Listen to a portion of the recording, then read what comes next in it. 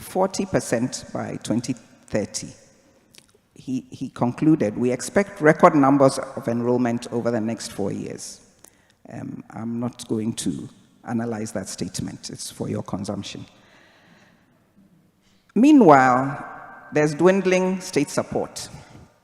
Expenditure on tertiary education as a percentage of government expenditure in Ghana was 18.6% as of 2018, forming also at the time 3.4% of GDP. Its highest value over the past 43 years was 27% in 1971, followed by almost 26% in 2010. Lowest value was 1.82% in 1981. Education was free until the 1980s, when the World Bank introduced structural adjustment to us. And the cost of education was shifted from parents, the state government to parents, and shifted from government expenditure shifted from primary and secondary shifted from higher education to focus on primary and secondary education. We can have a whole debate about what that did and the kinds of questions that one posed at the time. Introduced was what was called the AFUF, so academic facilities user fee, which I think is more of a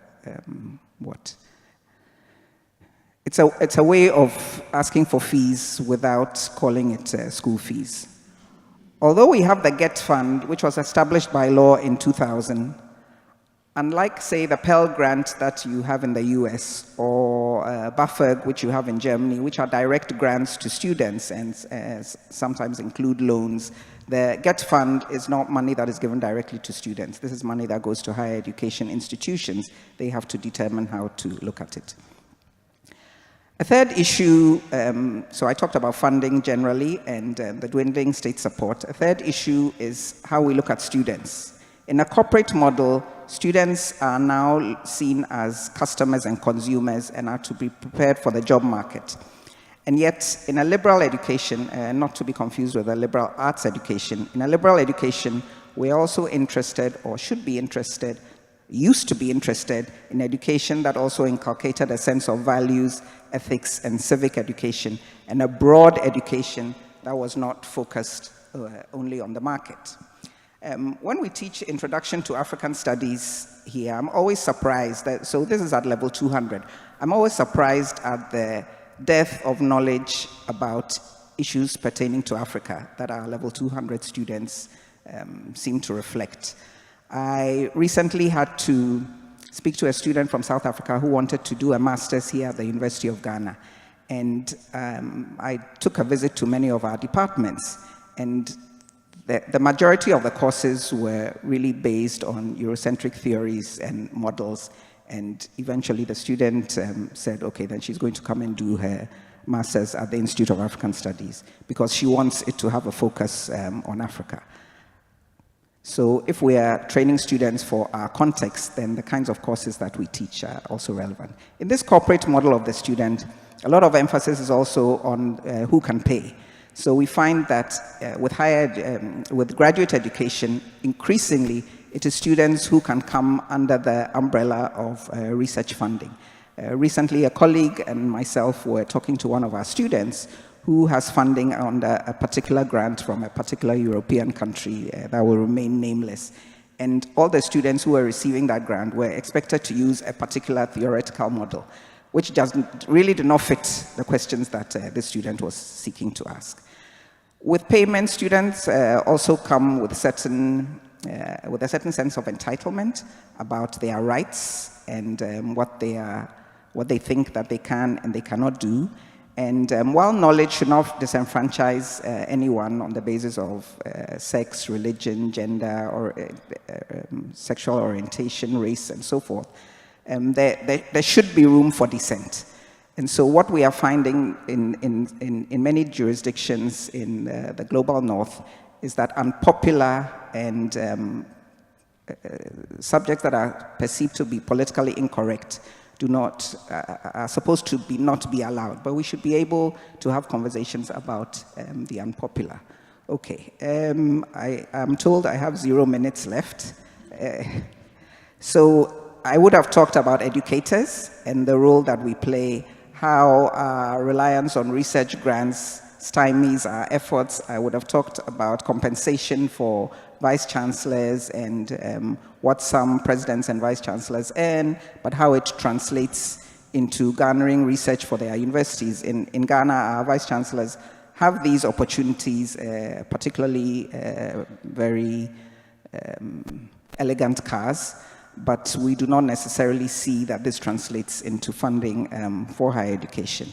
And let me just highlight areas that we can return to in the conversation about what we might do and what the state might do. We need to look at improvement of quality of education, funding both from the state, and there's a lot that we can do within our own institutions, looking at our programs and the curriculum and how they are fit for purpose, pastoral care, attracting and retaining graduate students, and national and regional cooperation. Hopefully in the conversation I'll have time to go into more detail. Thank you. Thank you very much. You will surely have time. We will have time for conversation. Caesar Achu. Thank you. Can you hear me? Yes. Okay, so I'll share my slides and get started.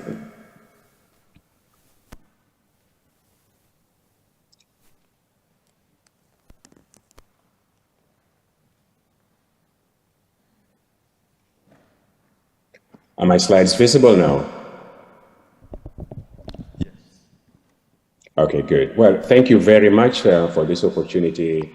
I agree with all that has been said before about the importance of this series of seminars that the Institute of African Studies has organized. I will not go over with the thank yous and naming people who have contributed to this. We may have time for that at the end. But I'll try and move straight to a topic that I would like to share some thoughts on this evening. And anyway, just as I was listening to the previous presentations talking about the origins of the university as we know it today, I just thought I would share with you a couple of thoughts. One is the fact that just think of what happens whenever we have our congregations for students to receive their degrees. And think of the colors that we use. And I'm sure Professor Michael Chirifo, who belongs to the Catholic clergy, can tell you that, it's very hierarchical. And, as it gets higher, as you get higher, the color gets more red. And then finally, there is this saying about, there's this saying by G.K. Chesterton, which I'm sure Professor Ampufo would comment on as well. It's the fact that, Chesterton says when men want to do things that appear to be serious, they dress like women. So we wear gowns, judges wear wigs, and yet at the same time, we are not always willing to relinquish power equally between the genders. But anyway, my topic is about coloniality and higher education. But before actually looking at the case of the University of Ghana, the first thing I want to do is to try and, zoom in on the concept of coloniality. We are all aware of colonialism. Ghana was a colony like many other African countries. And we often think colonialism is wrong, and rightly so. But when we ask about the specific moral evil of colonialism, what is it that makes colonialism wrong? I don't think it is merely the issues linked to, let's say, slavery, pilfering of resources, discrimination against people. These are evils in themselves, but they are evils that can actually be practiced without necessarily colonizing other people. So we need to look at the specific evil or the specific moral wrong of coloniality. And what I would say is this: the specific moral wrong of coloniality is that it is a systemic subtraction, one, subtraction, two, substitution of the self-determining agency of a collective of peoples and individuals. So this comes even from the original root of the word colonus, where in the Roman times, a colonus was basically a place which the Romans occupied and made sure that that place was working to serve Rome. Therefore, when you colonize a people, you subtract their agency, and we subtract that using various, that is done using various structures. And not only do you subtract their agency of self-determination, but you substitute it with another form of agency so that whatever they do, actually, at the end of the day, it is the periphery or the lower ranks that are actually serving the interests of the higher rank. And that way you introduce a system called coloniality. And that form of coloniality actually remains even after what we now call, the independence era. And we sometimes talk about the post-colonial era. Sometimes we decide to put the hyphen between post and colonial to say that it is something that is in the past, or we keep them together, post-colonial, to say we are now living in a post-colonial world. But this actual reality in which we live is deeply entrenched in coloniality.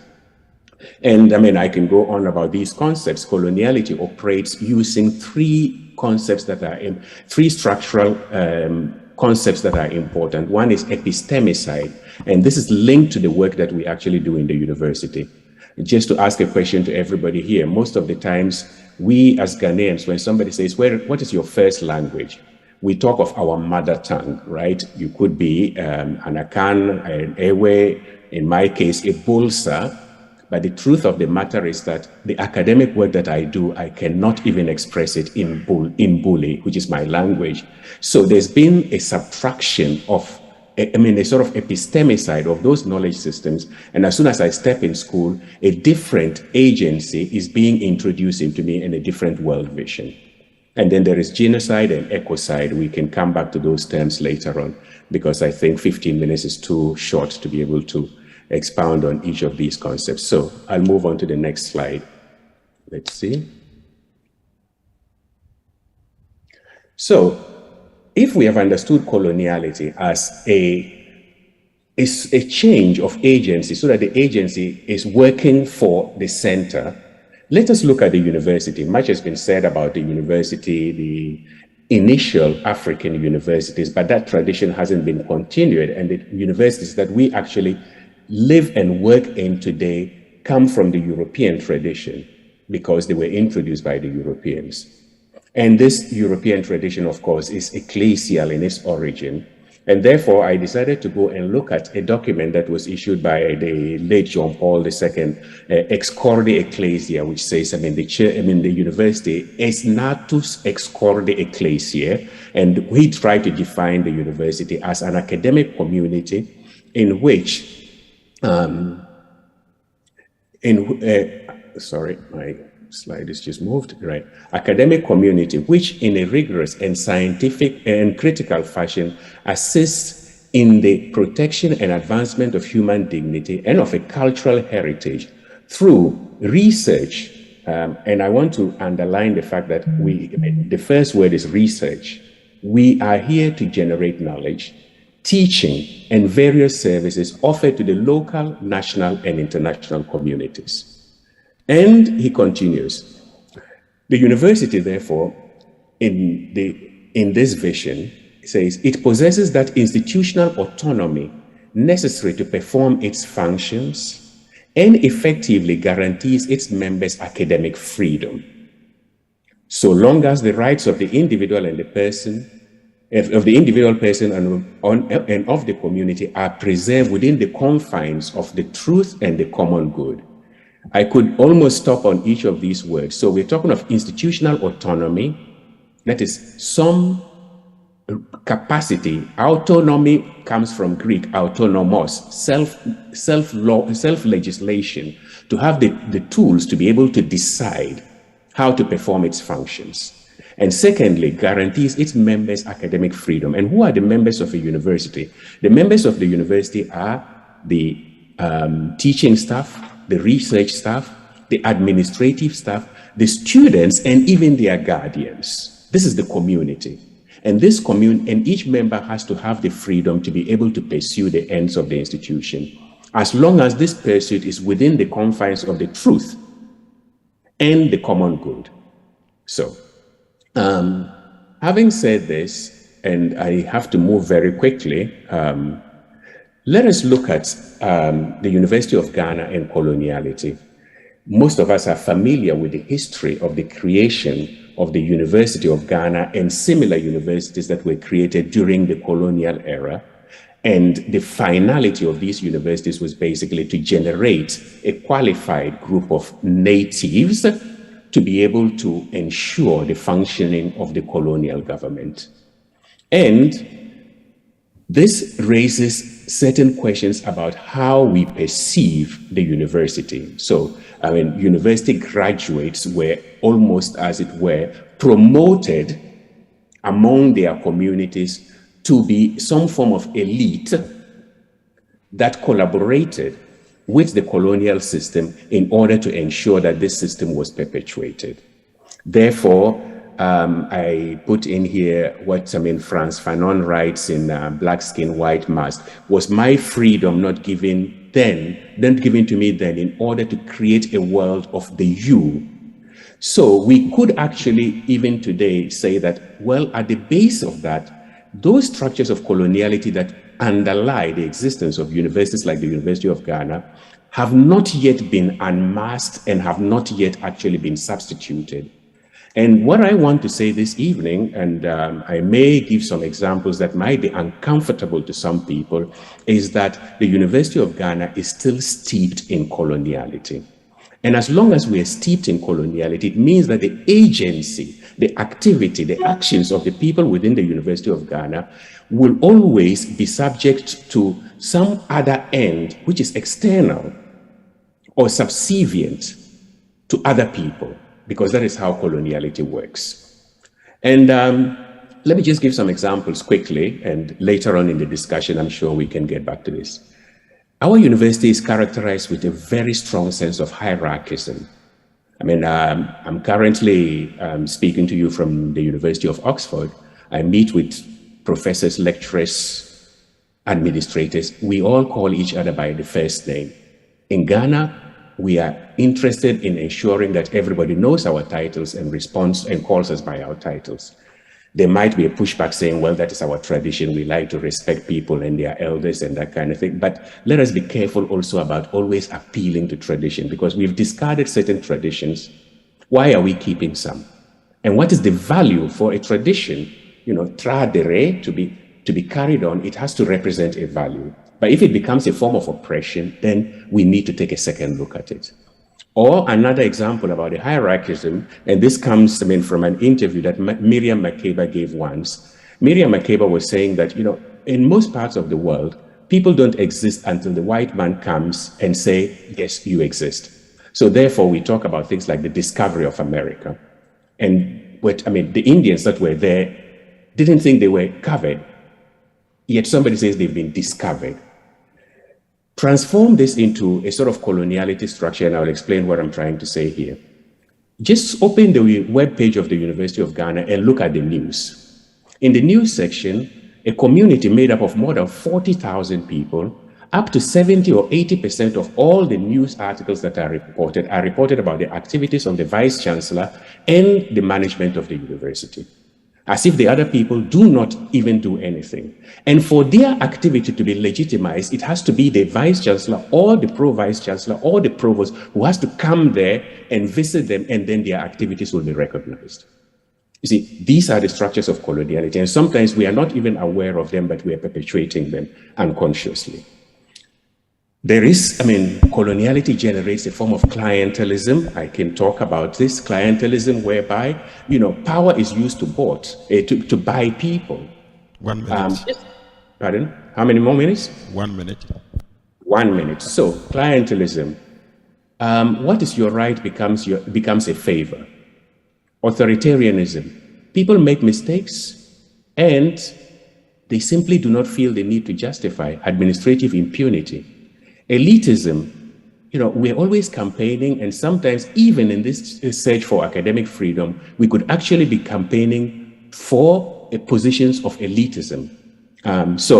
And I'll give a controversial example. We, members of UTAG, go to negotiate for better conditions, and we agree with government to find a way to receive money that the other unions cannot ask for, because we are a privileged class. So we invent online teaching and we take the money. Why are we not fighting for all the other unions? And anyway, pathways to decolonization. I know my 1 minute is almost finishing, so let me just, we need a hegemonic decolonization. There's something from Morgan Freeman. So, I mean, freedom is important, but freedom requires responsibility. And freedom means that we should actually assume it and take the risk that it involves. And let us remember, nobody is going to give us freedom. It is ours and we have to take it. We cannot wait for somebody to come and give it to us. That is against the meaning of freedom. And freedom is freedom from and freedom to do what we are here for. Anyway, I'll end here. I could say much more, but let us end with Bob Marley, who says, "None but ourselves can free our minds and have no fears," from the Redemption Song. Thank you. Thank you very much, Caesar. Thank you. Mami, Ajwa. Powerful. Thank you.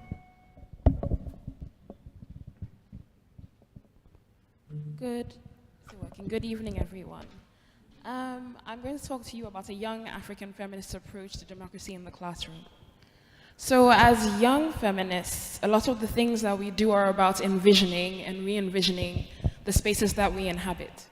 And so when I approached this topic, I began to imagine a physical space, which was really about how the room was constructed, where people would sit. There weren't very many desks, weren't very many strict tables and chairs.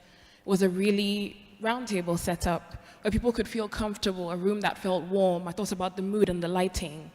And I think the reason that that came to me first was because in my active curation of a feminist space, that's what I believe gives us the right and the space and the inclination to have the open discussions, the free expression, and the active engagement that we do in our young feminist spaces, is creating spaces which are warm and which are open. And so thinking about how to parallel that in the academic space, I had to look at what I thought we would need in place to achieve the same sort of feeling and the same sort of mood outside of a movement space. And because of my positionality as a young Black African Ghanaian woman, and I guess because of my personal politics, the place I looked first was the Charter of Principles for African Feminists. And so I've adapted many of the things that the Charter invokes and says to how I think I would envision my ideal or an ideal academic space, or an ideal space for academic conversation, aka a classroom. So for me, the central thing, and for many feminists, the central question, no matter where we are of our analytical lens, is how we deconstruct power and how we reevaluate power dynamics and power relations in the spaces that we do inhabit. And so within the classroom, the first axis of power that I think I had to go to was the student-teacher dynamic. And that came to questions of agency, of the dynamic between students and teachers, where we imagine teachers or lecturers as holders of all knowledge and students as holders of none. How we think of teachers as active engagers in a classroom space, and some students as passive, who are just downloading the information that they're given. And there's a certain inherent power imbalance there. It's another reason why I feel kind of uncomfortable with platforms and microphones and all the get up, because it does have that inherent imbalance of somebody up somewhere who knows things and somebody down somewhere who doesn't know much. I think it also comes to questions of who is an authority and what they are an authority on or of. I don't for one second believe that any of the students, even in my class or wherever I have been, have half the knowledge that the lecturers we interact with constantly have. What I do think is that as students, we are experts in our own lives, that we are experts on our own perspectives, on the ways in which our generation informs how we view things. And so I think within the classroom space, if we moved from downloading things to a co-creation of knowledge, between students and teachers, what we have is all of the vast experience that our lecturers bring applied to the very unique perspectives that we have, and seeing how that creates, for me, magic in classroom spaces. I don't know that there are very many lecturers at the university here who could speak to the release of a new Beyonce album in the way that many of the students that I've been with and sat in classrooms with could. But with the knowledge that they have and with their perspectives informing our outlooks, what happens is we create academic inquiry that exists within our own personal spaces, and that moves outside of just the classroom into places that we inhabit wherever we go. I thought of reimagining mentorship dynamics, and there's something really special in the Charter where they not only enshrine the fact that people should be mentored, but they talk specifically about what that mentorship could look like.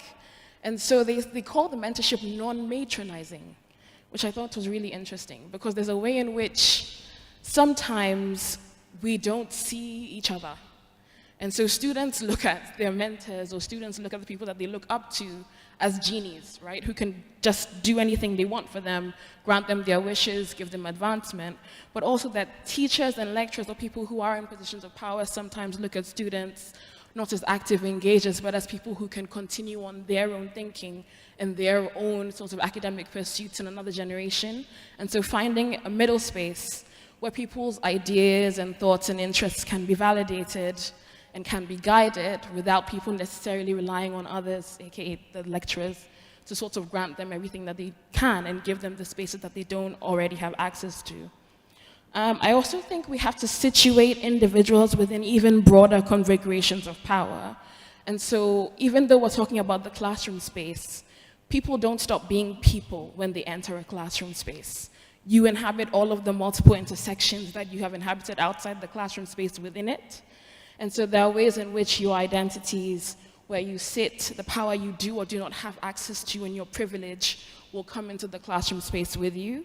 The diverse backgrounds people have also do that. The different roles people play within their families, within society, I think is very, very important here as well. And there's something really beautiful about how feminists articulate whole lives and whole people, and acknowledge whole people even when they're existing in spaces, to avoid instrumentalizing human beings and reducing them down. And so to always be mindful of who people are even when they're engaging within the classroom space. Moving on from that point, I think something that's really central as well is who is voiced and who is unvoiced, but not voiceless, within the classroom space. How much space do people take up? I don't know how many people have been in a class where there are 3 people who carry on the entire conversation, and everybody else kind of watches them like they're not part of the conversation, and why that happens. And if we watch who feels like they have the right to take up space, who talks the most, who sinks to the back, who considers themselves valuable within academic spaces, even among peers, but also in terms of who we bring into the classroom based on who we're reading. Who are we reading? Are we just reading people who exist within the canon? I think I'm blessed to be in a bubble at the Institute of African Studies where decoloniality is something that's central, that I can't actually escape. But I think there are a lot of disciplines within the university community where decoloniality is something that is never invoked. And so I think, who are we talking about? Who are we reading? And also, why are we reading them? Because there are ways in which I think African literature was my home and kind of is my home, so I'll go back there. If we're engaging the dominant Eurocentric canon of literature, how are we reading it? What questions are we asking of the texts? How do we engage? Do we simply take what they've done and take that as the standard and read it and move on, or do we ask the right questions as we read those texts? I think also, for me as a feminist, there's something about safe spaces that I keep coming back to. And safe in terms of people feeling like they have the right to be vulnerable as academics where they are, to actively engage with their full humanity and know that their dignity won't be questioned, that their full humanity isn't going to be questioned. And I think we have to have that in balance with challenges and contestation, right? In this learning, in this unlearning, in this evolution, in this growth, you have to be safe enough in this space to have your views challenged, but also that we're challenging views and we're challenging ideas and concepts, and not people and not identity, and not people's dignity and people's right to exist as who they are wherever they are. As central values for me, it's solidarity and highlighting interconnectedness across difference within the classroom space, holding the space for multiple views and multiple lived experiences, because everybody navigates the same spaces very differently based on a whole number of factors that I've already mentioned before. And then challenging ideas and concepts and beliefs is critical to what we do as academics, but also what we do as people just navigating the world. And so to end this, I think we always have to assume a posture of constant self-critique for everyone at all levels. How am I showing up in the spaces I show up in? Did I do my reading if you're a student? And if you didn't do your reading, why not? Do you come in ready to engage actively? Do we all agree that in this academic pursuit that we're all dedicated, that we're all engaging, we're all passionate? And I know it's very strange to use the word love in an academic sense, but do we love this thing that we're doing when we say that we're learning? Do we love this thing that we're doing when we say that we're engaging in academic inquiry? Do we love the things that we say we are dedicating our lives to? So yes, I'll end on that note about constant self-reflection. Thank you all very much. Thank you so much. Samuel, you have 2 minutes to speak to that documentary, and we watch it. Okay. So I don't think I need a podium. Right, so we've heard quite a bit about academic freedom, and I'd want to believe that this evening's program, in a way, ties into something that happened nearly 2 years ago when UTAG was in a serious tussle with government with regards to the Public University Bill. So at the time, a committee was set up to sort of come up with some media campaign strategies to see how best we could actually neutralize government's attempt to shove down the Public University Bill down our throats. So I did a short infomercial which was used as part of the campaign strategy. And when we were making some positive, gaining some positive grounds, I decided that I probably should make a much longer version of that infomercial. So the documentary that we're going to watch is titled #Drop the PUB, which was produced in 2020. So some of the cast are here with us. We would get a bit of education, some background to the PUB and why UTAG fought it with all its might. Let's bear in mind that we have actually just won some temporary victory, because PUB is still lingering, just as many of the policies that got a bit of public chastisement. So I think that the documentary is still relevant, so that it keeps going and it keeps us thinking all the time that we have to keep this fight going. So it's about 24 minutes. Have fun and enjoy.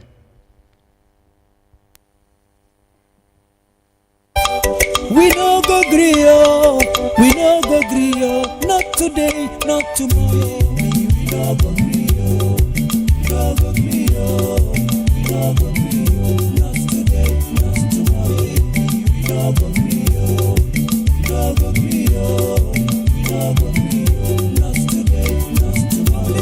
University, we no go gree, we no go gree,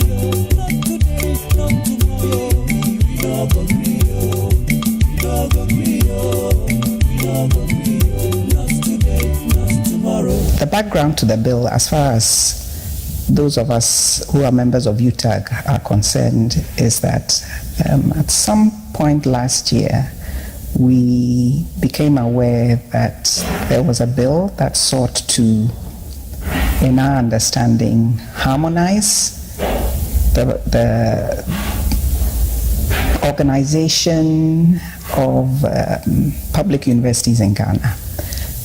We were made to understand from the readings that introduced the bill that this bill seeks to bring us into a space where, if there are issues of irregularity in administration and management, this could be done better. The basis for the bill twofold. One is the fact that there is some alleged financial mispropriety and mismanagement in the universities. And secondly, the university has veered off its principal mandates, and therefore there is a need for governmental control. Now, these two claims or allegations are unfounded because if you look at the realities on the ground, corruption is not a major issue in universities compared to what we have in the public institutions. Secondly, the universities cannot on its own veer off its mandate, or it cannot start any course without resource to the National Accreditation Board, and most importantly, the National Council on Tertiary Education. So for these reasons, the government's claims are unfounded. Trying to rationalize how the public universities will operate. I think the basic thrust of the bill and the rationale for it, and it is incontestable. There are public universities in Ghana, each one of them having almost different charters and running differently. We've now rationalized it so that we have a more simplified and more lucid and coherent management and administration of the school. But there are one or two aspects of the bills that have generated controversy, and I'm very, very keen that those matters should be looked at again. Okay. Like, for instance, the composition of the councils, of the governing councils of the university. Some valid criticisms have been made about the initial proposals the government made, and I think it's only right that we pause and have a look at it again. And that is the way it should be. And that is the legislative process that is done by any responsible people.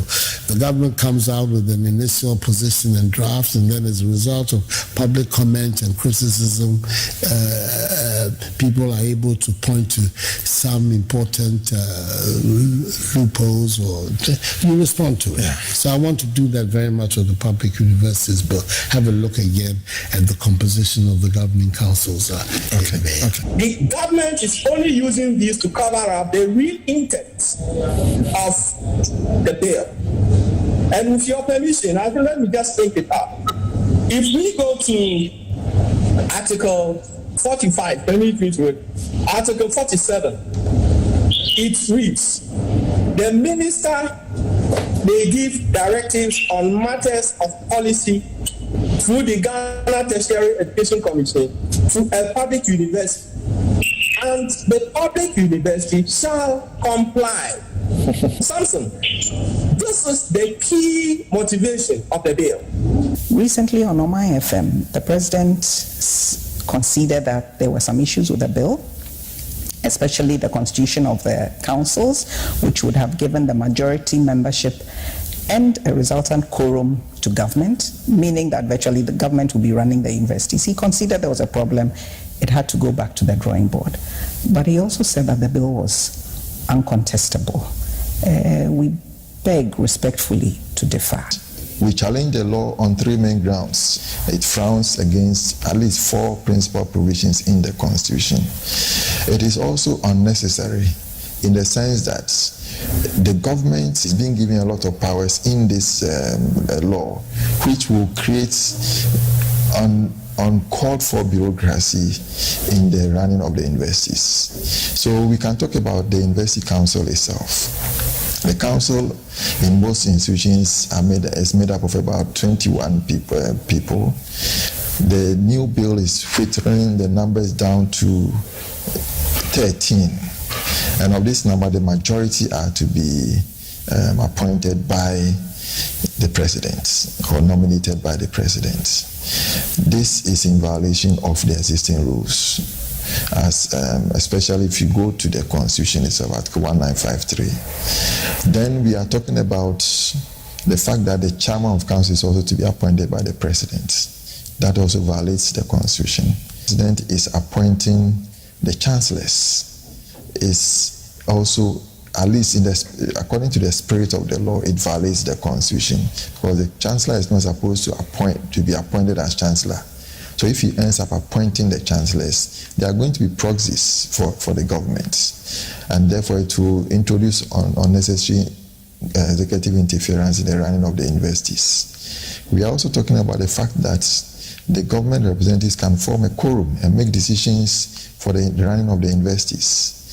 There was also the situation where the president can say that a university council is dissolved on grounds of an emergency, which emergency is not defined, and for an interim council to be appointed, and for the government to run the universities through this interim council. The composition of the interim council is not defined. So there are a number of challenges and question marks with regard to these issues that are in the new composition that the bill is proposing. We also have a situation where the Minister of Education can make directives, and these directives will override any decision that is made by even the University Council. So that is extremely intrusive in the running of universities. In 2010, I was the chairman of council of Takoradi Polytechnic, now Takoradi Technical University. A deputy minister calls me as chairman and directs that I should ask the then rector to proceed on leave. I asked why, because the Act and the statutes clearly indicates that the chairman is a chairman of council, and the council is the highest decision-making body. And so I drew his attention to this. Eventually, I was nearly removed, but for the authorities then going strictly by the provisions of the Act. And so that decision couldn't go through. The whole notion of academic freedom means that in an institution of higher learning, you should be able to provide courses that you think are important for students, and you should be able to do that freely. Of course, each course goes through a rigorous process of design. It goes through an assessment process at the departmental level, at the college level, at the academic board level, and the Council for Tertiary Education will at some point also come and assess our programs and decide to give us a check that we can go ahead. In 2011, another deputy minister of education, by radio announcement, decided that a program that had been approved by the academic board of the University of Cape Coast, granted accreditation by the National Accreditation Board, by radio announcement, that deputy minister ordered that program should be removed from University of Cape Coast, specifically from the Institute for Educational Planning and Administration to GIMPA, by radio announcement. There too, we had to make reference to the Act provisions, and because of that, that couldn't be implemented. There are other areas that what I decide to research on, I should have the freedom to do so. I should have the freedom to collaborate with a colleague anywhere in Ghana, on the continent, in the rest of the world. The kinds of programs that we design should be left to universities to decide, looking at what the relevance is to the country, and of course people's individual interests. Now, by ceding the approval of many of these to a Minister of Education, what prevents us from being protected from the idiosyncrasies of a particular individual? So let us say, for the sake of argument, that I want to compare the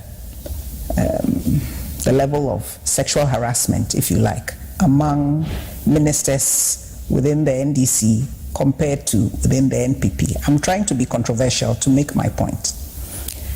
And the government in power is one of them. And as my research is unfolding, it suggests that male ministers under that government which is in office have more cases of sexual harassment against them. What prevents the Minister of Education from saying, Professor Adumako Ampofo should stop her work? Okay, they are not happy with where the findings are going. It may look like a ridiculous example, but we should make laws that protect us from the most ridiculous, from the potentially most extreme, from the potentially dangerous. We don't know. People have have not known how good or bad a law is in its extreme case until it has been tested. We are foreseeing the potential for abuse, and that is why we are worried. Currently, there was someone, the Institute of Ecological Planning and Administration has been upgraded to a Category 2 status by UNESCO. And there's someone who has been actively involved in this. That person was to be granted a position at that place. The Vice Chancellor couldn't in effect that because the Minister of Education is alleged to have made a pronouncement against the appointment of that particular person. So you see, if this bill goes through and Article 47 as it is goes through, we stand to experience a situation where in future, even the appointment of a laborer in the university has to be determined by the Minister of Education. And it also raises the issue of causing more problem than it's supposed to solve. Because if you are going to the minister, for example, it is going to slow down the process. There are situations where you have to, even when you have to buy chairs in the lecture theater, you have to go to the minister. If you have a research grant that you are applying for, it has to go to the minister. And you know that research grants have timelines attached to them. And we already know scholarship secretariats, the problems they give to students studying abroad, the delays in processing their funds and so on. So it is going to create so many challenges for the running of the universities. And so for these and many other reasons, which if you want to take each item one by one, we will not be able to exhaust the list today. We call for the bill not to see the light of day. In other words, the bill should be shelved. This bill is a non-starter. The existing provisions we have in our Act provide for accountability and all those things that the proposed bill, harmonized bill, wants to do. And so let us strengthen the Act, the operationalization of the existing Act. All right. And then encourage governing councils to ensure that operational challenges within each university are corrected. All right. Government must intervene, but government must not interfere. All right. This bill seeks to make government interfere in university governance. All right. It must not be allowed. It looks like academic freedom is being trampled on and taken away under this government. All of you in the educational sector are afraid to speak because you're afraid you'll be sacked. And so you see a lot of things going wrong. People have been gagged. Headmasters complain quietly to us. Heads of institutions complain quietly to us, but nobody can speak out. This is a democracy. And I think it's a very unfortunate development. And all the kinds of things that are happening, a public universities bill to govern all universities. Who says all universities are the same? Universities have different missions and they specialize differently and they are put up for different purposes. The University of Mines and Technology in Takwa does not have the same mission as the University of Health and Allied Sciences in Ho. So why should they have a common public universities bill, that creates a blanket governance for all of them? It's not acceptable. And so we advise the government to drop that bill. Academic freedom is an important component of university education in the sense that it gives the university community that is covered by the university itself, academics and students, the freedom to pursue scientific inquiry, to generate knowledge and to disseminate the knowledge without undue governmental interference. And it is considered a functional necessity in that it is not necessarily a right for the academic to enjoy in itself, but it's a right that is to be enjoyed by the academic and the students for the greater good of the society, because the knowledge that is produced is to promote the well-being of the society. It is for this reason that governments are supposed to protect this freedom and to ensure that it is respected on the campuses as well as even off campus. So in this context, we see a situation where over the years, universities have fought to protect this freedom. Going back from the time of Nkrumah up to where we are now, the current 1992 Constitution recognizes academic freedom directly in the Constitution. That is the first time we've had such a dispensation, recognition in the constitutional dispensation of the country. So if you go to Article 21(1)(b), academic freedom is recognized as such. Then there are equally other provisions in the Constitution that seeks to protect academic freedom. If you go to Article 68(1)(b) of the Constitution, it bars the president from holding the office of chancellor. And it wasn't just put there. It was because previously presidents and heads of state had occupied that position and used that as an avenue to infringe on the university space.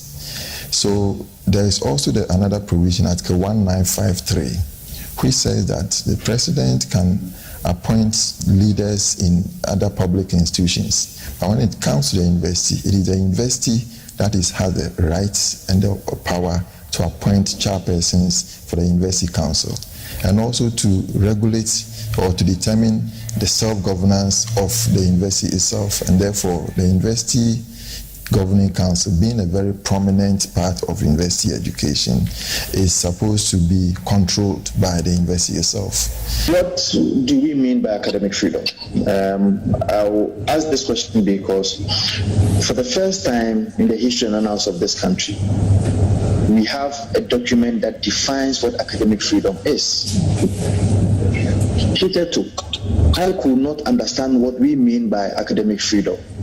Now, is there any part of the bill that is put forward to Parliament that suggests that a university lecturer cannot go ahead with any research and the University Council may have a problem with or without? Is there any part of the bill that shows that a lecturer, or if you like, a staff of the university, cannot do what he or she has been doing before the introduction of this bill? If there is none like that, then issues of academic freedom is one that is exaggerated, in my opinion, because academic freedom does not necessarily mean that the management or the leadership of the various universities could do whatever they want at every point in time. Are we saying that by harmonizing the Act, commitment to the mandate and suppression of peering will cease? Are we saying that harmonization of the Act will prevent University of Cape Coast, for instance, from running a medical program?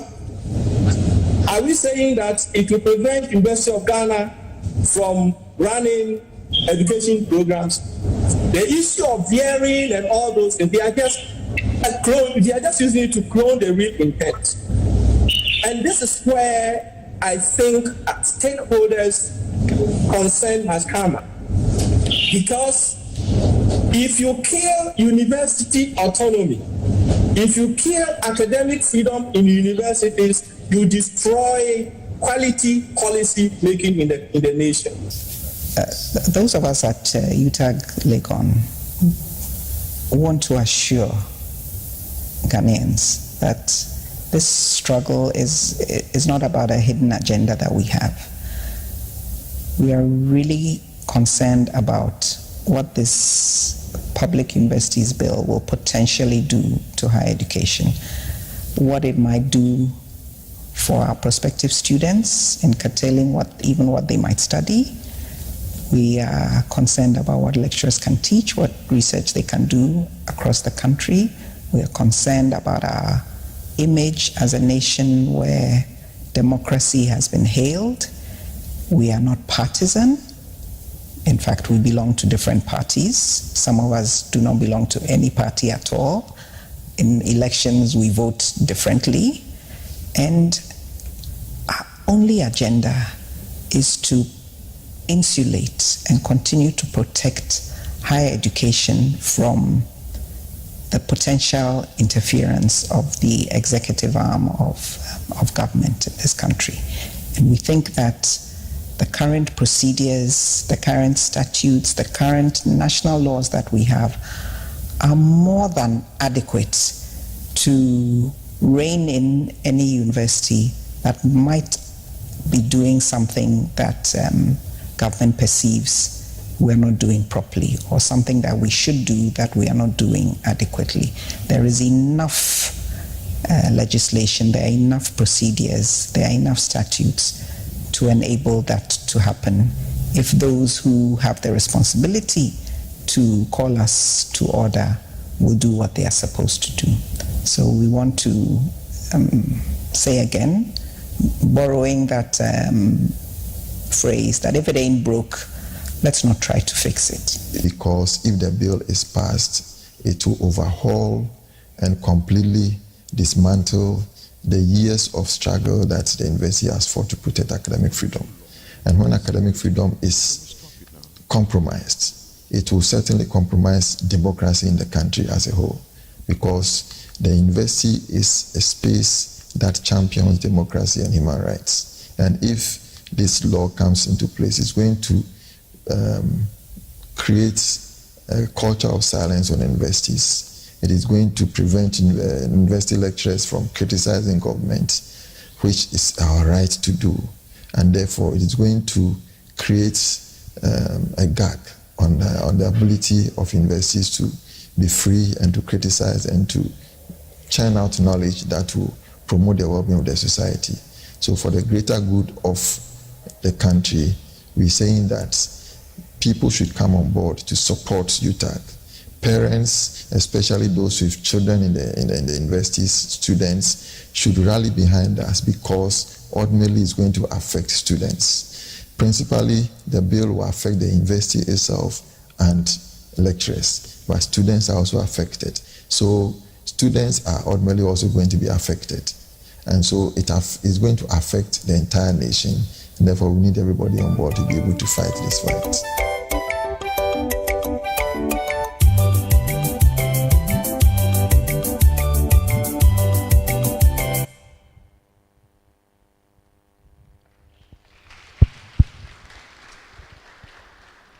Right.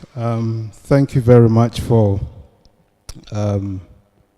indulging me for about 24 minutes. Right, so Public University Bill. I'm going to continue from where Prof. Kwejo Apieje Etuya left off. My reflection on the documentary is going to be focused on the relationship that we have with our students. And if the technical team is ready, you can bring up my slides. I would do a very quick take on that. Technical team. 5 minutes. Yes, Prof, I would work within the 5 minutes. There is technical team, if you are ready, there's an image which I think is very important for me to make my point. So maybe whilst we wait for that image to come up, it's a picture I took in Rome, the University of Rome 3. And this is an image from their media school, which has the inscription, Supervised Independence. And you have a line going through supervised, you have a line going through independence. And Professor Odro from UCC spoke about interference and intrusion and all that.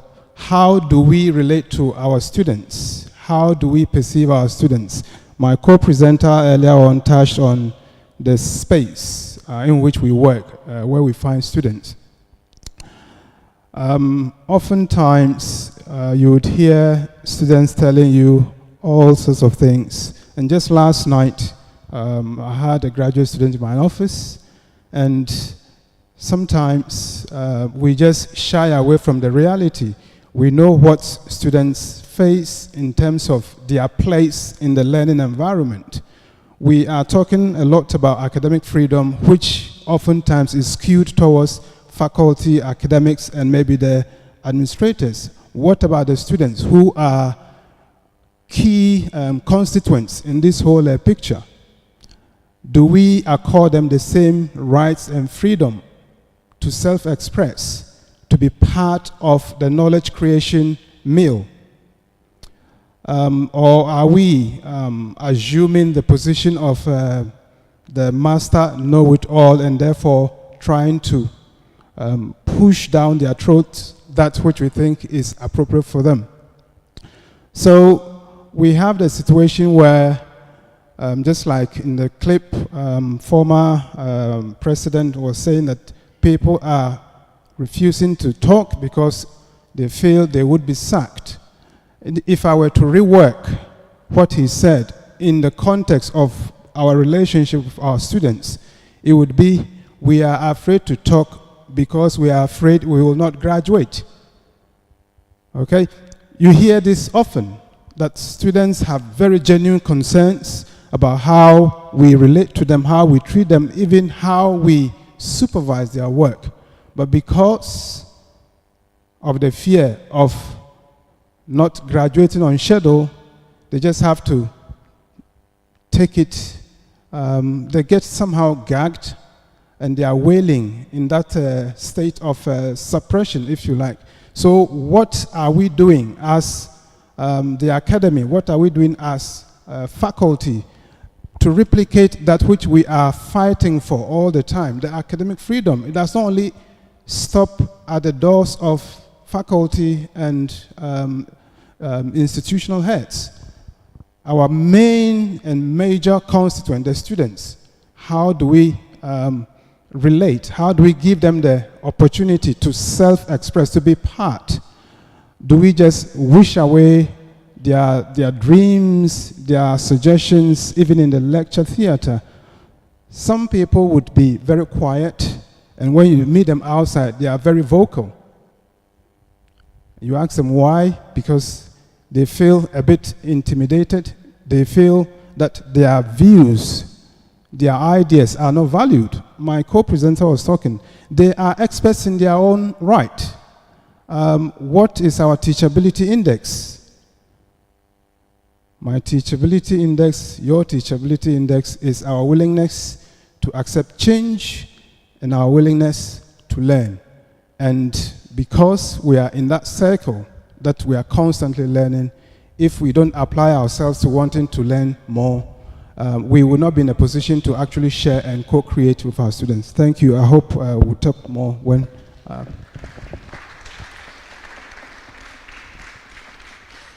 Thank you very much. I'm smiling because he has heeded the time.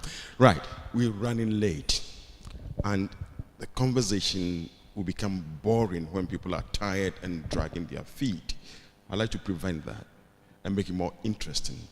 I was going to give us a break for 5 minutes, but given the circumstances and in consultation with some of you here, some people think that we should just, move on a little bit and close early, right?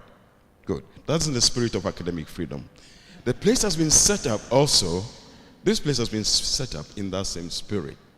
What I intend to do now is to ask them a question each, so they can come into some conversation on this critical issue. And then, you are the most important people here. You can make any interjection, raise your hand, make a point, make the discussion interesting. Mami, I'm so interested in your perspective. I'm very happy that you are here, giving us the voice of students. We cannot be here without students. In other words, if there were no students, there would be no university, right? So, this point about teachers uploading information and students downloading information is a very critical one you brought about. And that should be stemmed in a university where conversation should generate knowledge.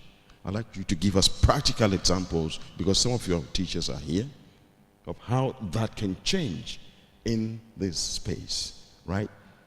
And talking about which, Caesar, are you online, Caesar? You have made some critical points about the kind of decoloniality you would like to see at the University of Ghana. I'd like you to speak a bit more about that in very practical ways. You've raised many, many questions regarding areas in which hierarchies exist, elitism exists, etc. What would you like to see in a very free, independent space where we can all generate ideas? That's what universities is about, generate ideas in such spaces. And talking about generating ideas, have we succeeded from the beginning, Akosia, in furthering that goal of making the university a real African university? I'm still interested in that subject. The dream of Nkrumah, which sort of established your institute, and how this university will continue to be relevant to our society. What suggestions do you have for us who are engaged in this? Academic freedom, the public universities bill, we have fought it with all vigor. Well, if that's our right, how about our responsibilities toward those, the taxpayers, who fund the academy? Thank you very much for the question. I think I don't pretend to know what it's like to teach, especially at the undergraduate level where the classes are huge, because I don't know how you facilitate like an engaged conversation with 200 or 300 people within 3 hours or 2 hours. Between 4 or 5 people, it's enough of a task, let alone that number. But I know I've had the privilege of being taught in classrooms by Prof as well, where the model hasn't been to be downloaded information to. But that has required a certain amount of trust in how engaged students are willing to be. So in our classroom for African studies and gender, particularly gender and culture, what we had was a model where we took turns. We had different weeks where we would be responsible for taking the texts for the week, analyzing them, breaking them down, and then presenting to our classmates, following that with a conversation. But that's a very small class of people who are actively engaged and who are willing to do the work.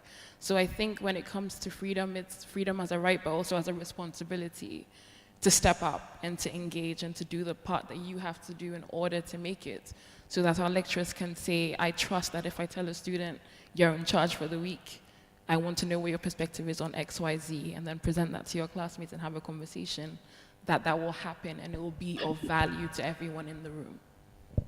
Very interesting. Caesar.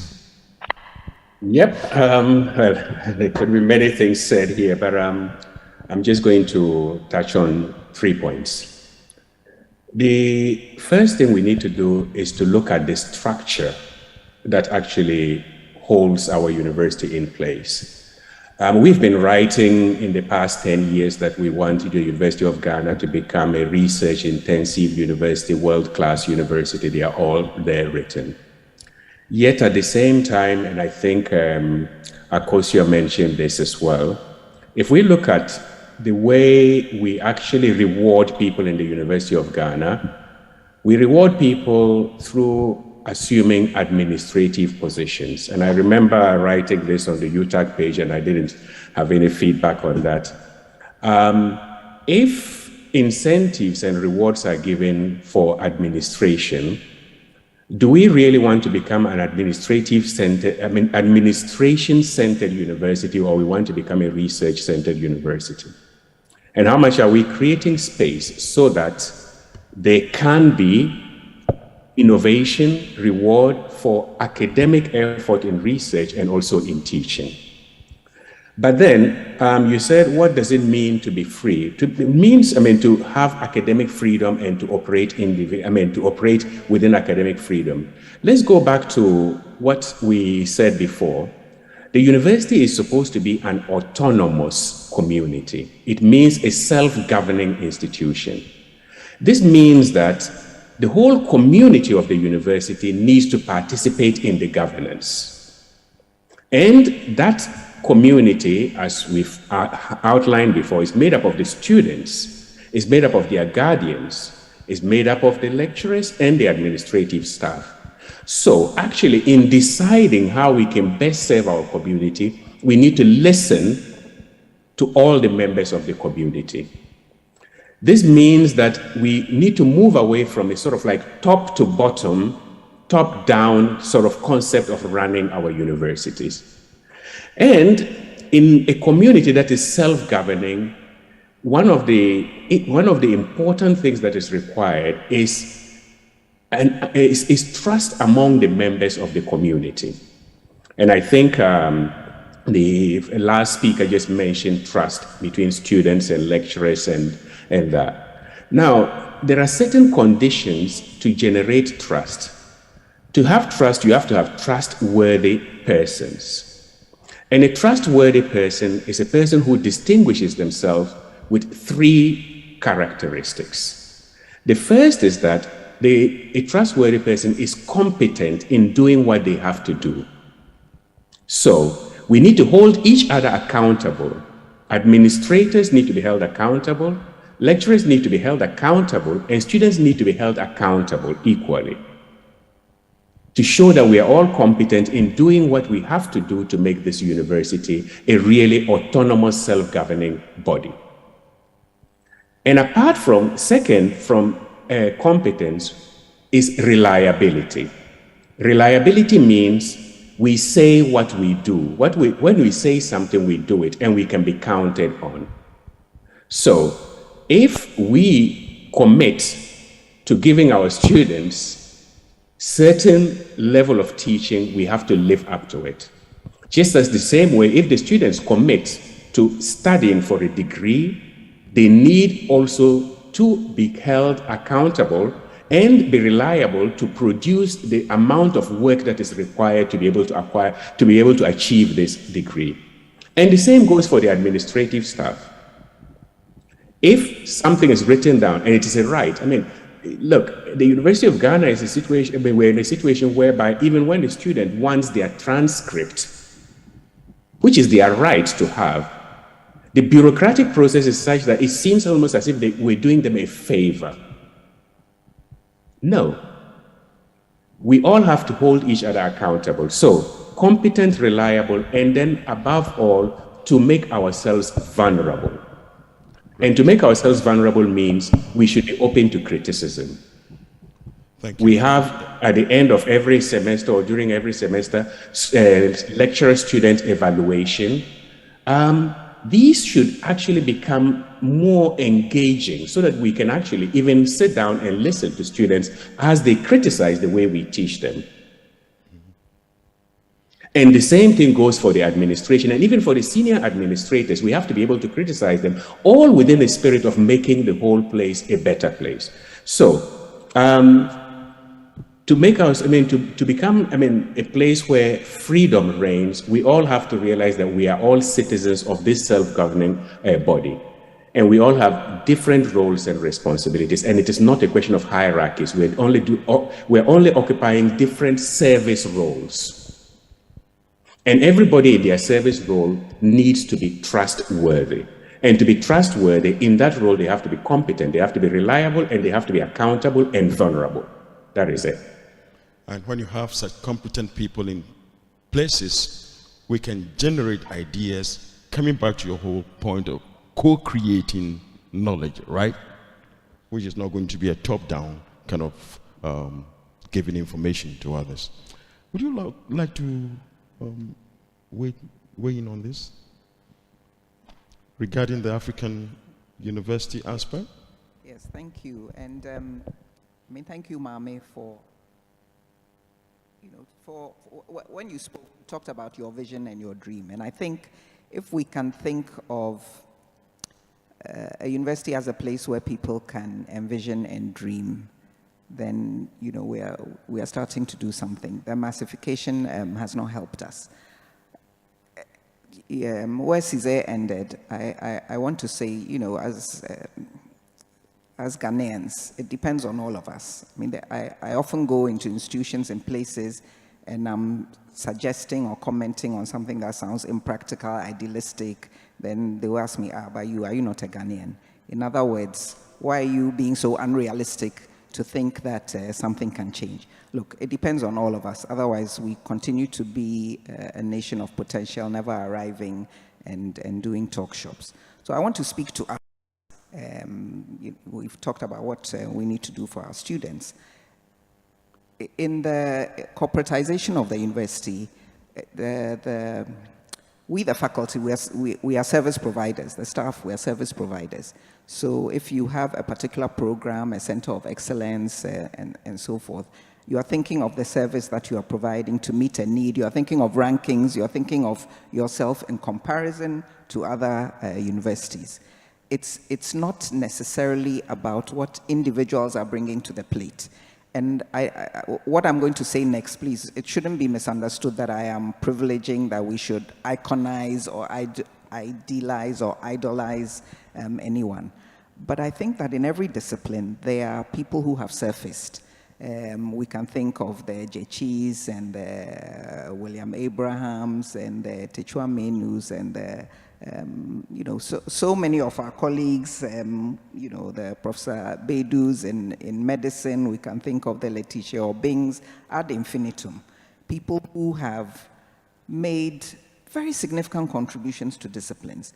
And if I'm coming as a student into a university, I should be interested not just in studying sociology or mathematics or chemistry or whatever, but also learning from particular people who have made very significant contributions. Now, if we are doing our programs and our courses just to meet a market need, then it doesn't matter who goes and who comes. It doesn't matter who you employ and who you promote. If you go back to the model of rewarding people with administrative positions, then you are really not thinking about the very particular and unique contributions that particular individuals can make. Coming back to what we also can do, for ourselves, of course, government, I don't think that there's any nation in the world that has prospered without government, without the state supporting higher education and research. It is not possible.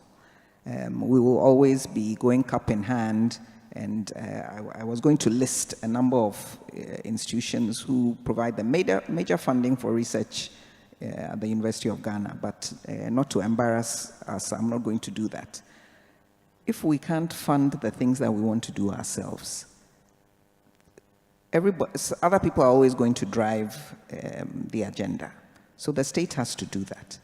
But we also have to focus on the little money that we get. How do we want to use that to increase this freedom that we are talking about? Are we going to be interested in Akan verbs, or we are only going to be interested in malaria research, right? And all of these are very, both of these are pertinent. I remember when I was serving on the University of Ghana Council, at one point, Mr. Otinjesi was chair. Mr. Otinjesi had studied law, but before that he had studied philosophy. And he said to us that he does not think that he would have been an astute businessman or had an understanding of the world without his study of philosophy. We talk about a general curriculum, but there are certain subjects. Of course, it starts from the lower level. History, I cannot see how one can develop as a nation without a study of history. And there's no reason why we cannot find a way of introducing history into our general curriculum. Cesare was talking about the colonial library, the colonial archive that we continue to study. We need to do a severe assessment of our curricula and programs, not just for the market, but for a content that speaks to us as African people, as Ghanaian people. How does the literature, and somebody refers to the literature as the ancestors, are our ancestors present in what we are teaching to our students? Or are we going to look and we'll just see old dead white men and their perspectives? And we can do this kind of an assessment. It will take time, but we can do that kind of assessment and begin to think about how programs and curricula are not just fit for the market, but are also fit for the kinds of issues that are important to us. And perhaps the last point that I will make is, or two, we do a lot of teaching, and we burden our younger faculty with these lower level undergraduate classes and the majority of the courses. And yet I dare say our graduate students, also our undergraduates, but our graduate students and our young lecturers are probably most creative. Me, I'm recycling things that I've done at this point. Yeah, there's some new knowledge. I may be listening to Beyonce, I'll fit it in somewhere, I've taken a snippet of it. The creativity is coming from the younger ones. And if we do not give them the space to think, to read, they are just moving. COVID has come. Where has been the space for people to sit down and spend some months looking at the pile of books put beside their bed and actually reading them? And the younger ones need that. And this is something that we as an institution, or we don't need government, we don't need external funding to fix that kind of thing. And final comment about the students. Students have responsibilities to us and to themselves. We have responsibilities to them. In order for that system to go back to a more humane model, we need to reintroduce pastoral care of some kind. I think that we have left the young people too much to their own devices. The world right now has become a very difficult place mentally in which to operate. And they do need a certain level of care and responsiveness from us who have the experience.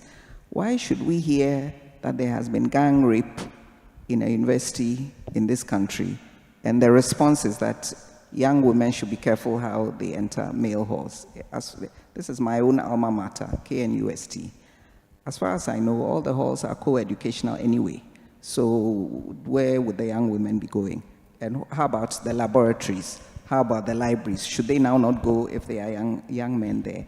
And what has happened to our engagement with the young people that this can be happening on a university campus? So if we are engaging more cross-generationally, having those spaces for conversations, unfortunately, many young people don't have it in their homes.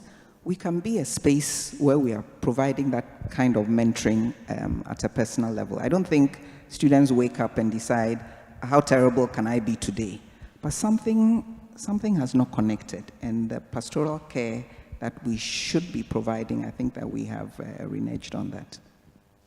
Thank you very much. That's a broken tutorial system. And even the ancient universities had students studying at the feet of their masters as disciples, a kind of collegiality that took place, which is broken. And now within our own modern university, which was set up here in Legon, the pastoral kind of care you're talking about, which we had in the tutorial system, I dare say, is broken. But coming back to you, the rights, responsibilities regarding such a bill. Yes. I think we all are conversant with the adage that he who pays the piper calls the tune. Right, he who pays the piper would call the tune, but somebody would have to sing the tune. So, yes, governments fund universities, and in the case of UG, we have government paying parts of our bills, and we generating some to meet our own needs. But then, does it give that blanket check for government to want to dictate every single thing that has got to be done here?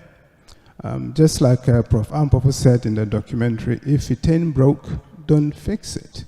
And Professor Odro in the documentary gave us two instances in 2010 and 2011, where by invoking the acts that govern the universities and people who saw reason to it, what they wanted to do did not happen. So it means that if we really let the systems work, if we implement the laws, the acts, the regulations that are existent, we should be doing that which is proper in the eye of government, and there will not be need for any intrusive sort of regulations or bills that will come our way.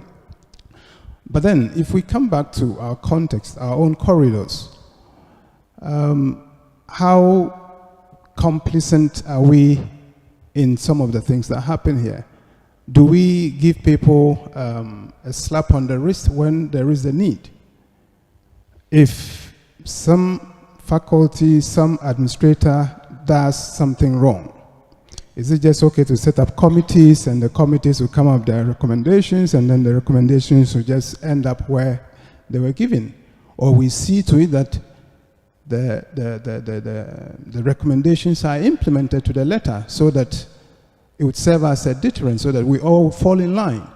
Oftentimes, yes, we have networks, we have cronies, and then decisions will take and people will go behind the scenes and ensure that, oh, that's my boy, that's my girl, that's my this, and we don't get to implement these things. And the impact on how government sees the goings on in the academy, and therefore would want to exert some kind of control on that. So as our responsibility to government or to the person who is paying the piper, yes, let's make sure that we do that which is required of us in the right way. And going back to touch base with what Dr. Achuri said, how credible, how reliable, how competent are we in the execution of our duties? Do we recruit people because they are cronies or they are family members, or we recruit people based on competence? Okay, so if we recruit people willy-nilly, that definitely would have some impact on how we deal and deliver. And that would give government the cause to want to say, hey, guys, you are not doing right. I mean, output is not matching what is going inside, and therefore we need to rein you in. So if we sit up and follow the existing regulations, statutes, and acts, and make sure that if it's got to be, let it be. That way, I think everybody will be okay. Great. I'm very happy about this. You are the most important people in this hall. Please contribute to the discussion. Any questions? Any comments? Young people? Yes, I see a hand at the back. Would somebody help us with the mic? Yeah.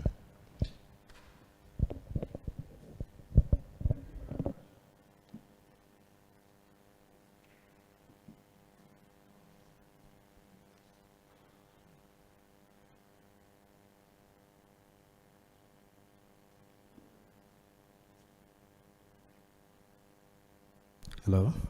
Yeah, thank you very much. Thank you very much for having this important conversation on academic freedom. When I was here as a student some 16 years ago, I used to attack the university for being a very oppressive system, and generally the entire education system. I mean, take for instance the issue of remarking. How many students can have the courage to demand that their exam script be remarked in this university today? Look at what is happening at the law school at Makola, where students in the 21st century about to enhance their knowledge on law are forced to do an undertaking that they would not challenge their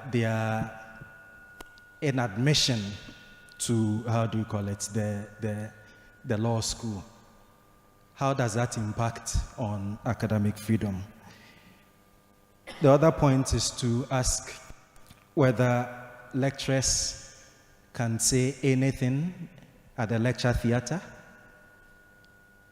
And would that constitute academic freedom? And whether students have a right to reject whatever. And I'll give you one example. I remember in those days, there was this political science lecturer that would come to the lecture theater and be saying all manner of things that is unacademic, not factual. And at the time, we were about 600 students, political science. I mean, you can imagine some hovering behind the windows and just to catch a glimpse of what the lecturer is saying. And then this lecturer went like, he has 2 dogs in his house. One is called Trotsky, and the other is called Kwame Nkrumah. That was just to show his level of disrespect for those individuals. And then went on to parrot to us a document that suggested that Kwame Nkrumah was incoherent and was insisting that that was the fact, that Kwame Nkrumah was incoherent, that every time that he came across his audience, they left more disappointed than they came. So out of nowhere, I shot my hands up and then challenged him that the independence of Ghana is meaningless unless it is linked up to the total liberation of the African continent. And then I asked the whole class, is this incoherent or not? And they all shouted, yeah, it is coherent. That was my end at the political science department. Since then, all the grades, and I was lucky to have combined political science with history. But you would see from my transcript, since then, all my grades from the political science department was nothing to write home about. Most of my good grades actually came from history. So thank you very much once again for the opportunity, and I'm grateful. Thank you for that comment. I'll take it as a comment, and it's wonderful to have you back, to participate in this kind of discussion. Would you please introduce yourself? I forgot that. Introduce yourself and make your comment or ask your question. Thank you very much. My name is Abdul Karim Ibrahim. I am a graduate student at the Institute of African Studies. I just thought that, is this also not, and I see a lot of students here, and that's why I want to make that point. Is this also not too abstract an engagement or conversation? Because I noticed that that is often the biggest critique that the rest of us, and I should also add that I'm a journalist, so I like to think that wanting to train to do the kind of work that you are doing, I can serve as a proper bridge between those in the university here doing the work that you are doing. And I wonder that where, for instance, are the examples? And why are we not naming and shaming, if that's the most appropriate thing to say here? Because look at very recent conversations around the IMF, Ghana going back there and all of that. And Dr. Achiwe talks about coloniality, among other things. I don't see any part of the discourse that critiques those institutions in the way that they are. And so we get back to the very basic analysis of, and the economics department, for me, are the most guilty. I mean, the people in there, and they are very useful to national conversations on big platforms and all of that, but we don't get that. Might we be able to get, say, the likes of Professor Trefo, Professor Akusu Ampofo, among many others like that, begin to critique their own colleagues in that way?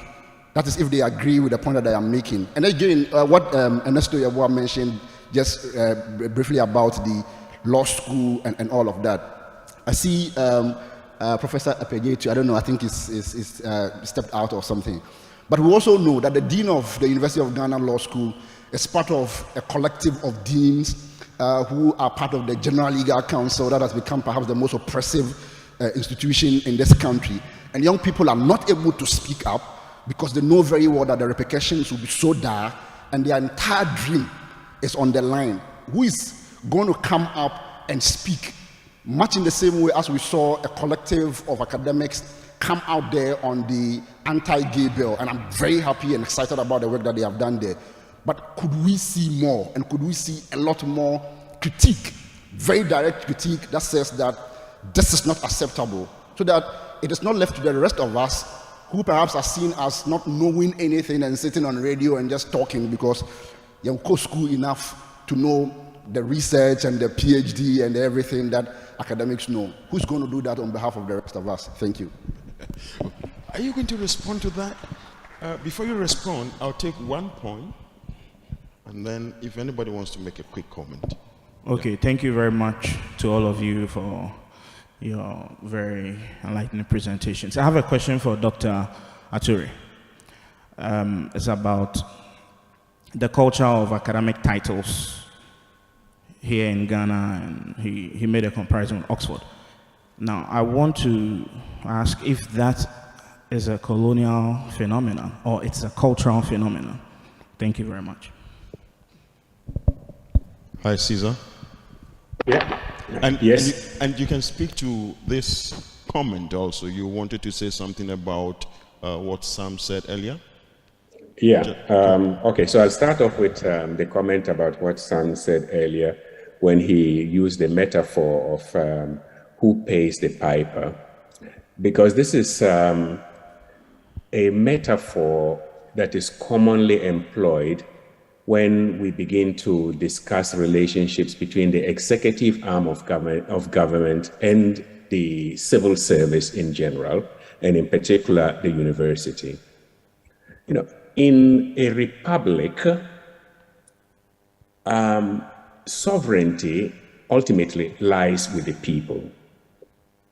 Therefore, just as we working in the public universities are civil servants, so is the minister of education and even the president of the country. The executive exists to actually administer. So it is not government, strictly speaking, that is paying us.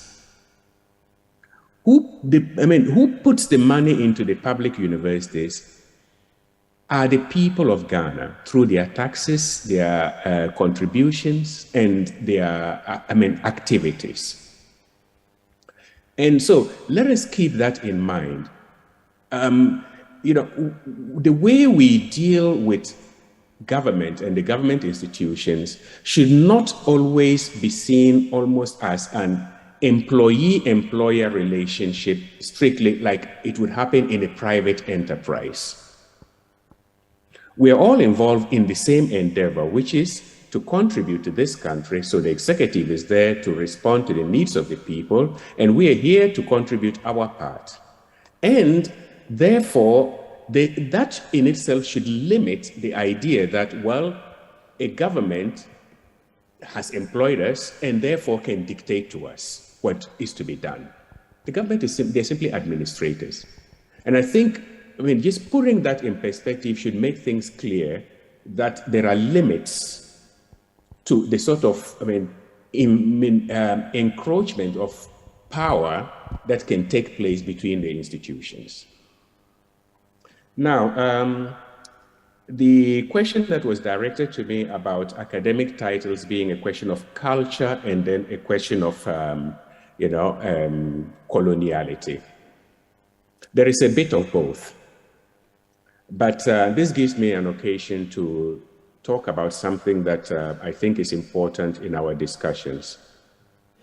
You see, we often just invoke this whole myth of culture, and we sometimes do not even allow things that are cultural to be discussed.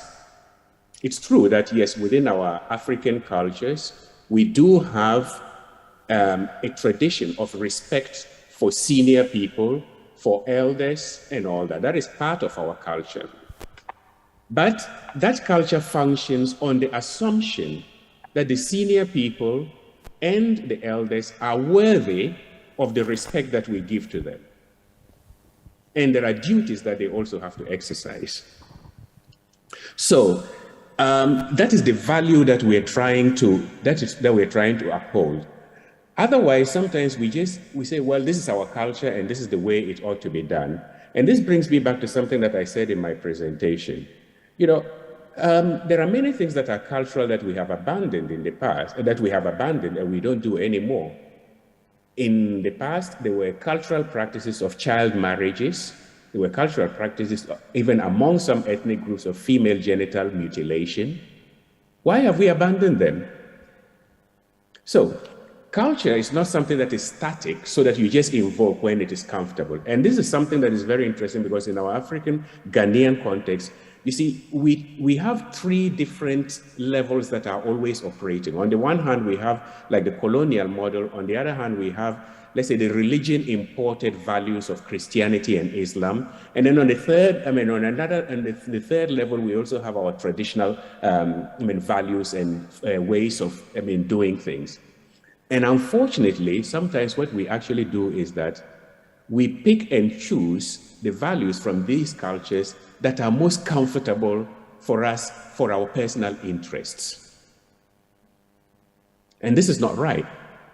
That's a form of cultural relativism or what we call ethical egoism. And this needs to be challenged.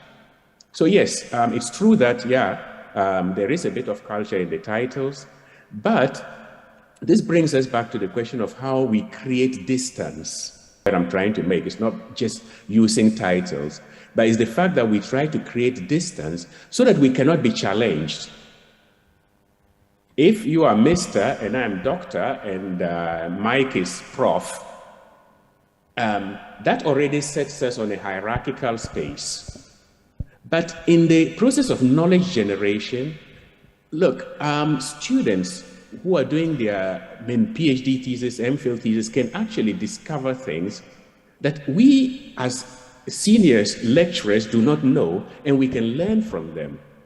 But if we keep insisting on putting all these distances, that's how we gag people and we stifle the conversation. So I'm not just fixed on the titles, but I'm fixed on how those titles begin to, continue to, consolidate hierarchies that ensure that people cannot express themselves freely. And I think that is the point. And the funniest part of it is that in this country today, people can assign titles to themselves, and all of us sort of seem to accept that process and apply the titles to them. Do you see that in our space? And that's problematic. And Mike, sorry, if I may come in, you see, there's this part of the big man culture. And it's also, and there are gender consequences of this whole big man culture thing. You have to be a big man. Why?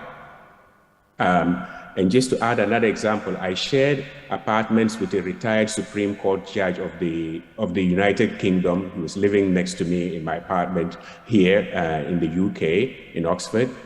We took the bus every morning to our offices. I would come down for breakfast. We share the kitchen. He would be making toast. I will also have the toast. This is a judge that our Supreme Court judges actually quote when they are making statements. Yet our Supreme Court judges need a V8, a bodyguard, and I don't know what else. All right. So the entire space has to be decolonized, right? And deculturalized of cultural relativity. There's a comment here from Dennis Canterbury. Quite an eye-opening discussion on the public university bill. Now, concerning the notion of supervised independence, do our cultural values and norms imply some forms of supervised independence, as our behaviors are constrained by what the culture prescribed? Well, it's quite part of what Caesar is saying. Yeah. I support your position on the PUB. Don't get me wrong, Dennis Canterbury. So that's a comment. You're going to talk about it. Yes. PUB. I think this feeds into what Dr. Aturi said about culture. Supervised independence and our culture. Culture is dynamic, just like he explained. As we journey on, what is it that we are picking from what we're seeing that is edifying, that is going to move us to the next level that is acceptable and appreciable to the community. It's just not picking things willy-nilly, but we should have that critical purview on issues, on matters and happenings that we come into contact with. That way we are managing our affairs, we are managing our lives in a very organized and supervised way, in the same way as we are having some degree of independence. So it's just about getting the right balance and making sure that whatever it is that we're doing is not hurtful to the common good. Right. Concerning his point about people like you, commenting on what is happening within our social space, I know you do quite a bit of that. Do you want to speak to this point? Yes, both to Abdul Karim and gentleman in the back. I'm sorry that I saw Professor Akila Pasoya leave. I guess with the privilege of age, you see things in a longer span.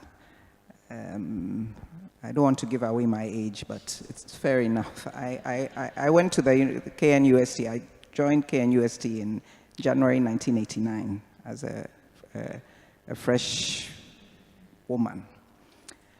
So from then till now, I've been in higher education as a student and as a faculty over a long period of time. And so I would dare to say that Abdul Karim, what you are looking for has been happening, right? You are seeing it in a particular slice in time. And as a sociologist with some informal study of history, societies, movements, they ebb and flow. We look at them at particular points when they are low and we feel desperate, frustrated, angry, and so on. This is not to marginalize anything that you're saying. It is true.